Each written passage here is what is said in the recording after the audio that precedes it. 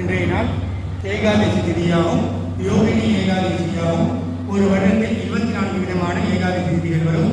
அதுவும் இன்றைய நாள் ஏகாதசி என்பது மிகவும் விசேஷமான ஏகாதசி திதியாகும். இன்றைய நாளில் நாம் பெருமாளுக்கு துளசி மாலை சாட்டுவதும் நெய் தீபம் ஏற்றுவதும் ஓம் நமோ பகவதே வாசுதேவாய என்ற மந்திரத்தை நாம் மனதளவில் தொடர்ந்து பிரார்த்தனை செய்து கொள்வதும் நாம் செய்த பாவங்கள் விளையும் பூர்வ புண்ணிய பலன் கிடைக்கும் என்பதை அதிகமாகும்.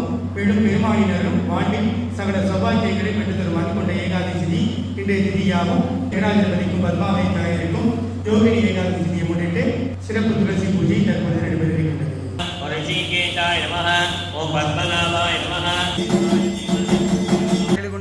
வெங்கட்ரமணா இன்றைய நாள் சர்வதேச யோகா தினம் என்று அழைக்கப்படுகின்றது. அதனால் இன்றைய நாளில் நாம் குபேர முத்திரையின் மூலம் பூஜைகள் செய்வதும் மிகவும் விசேஷமாகும்.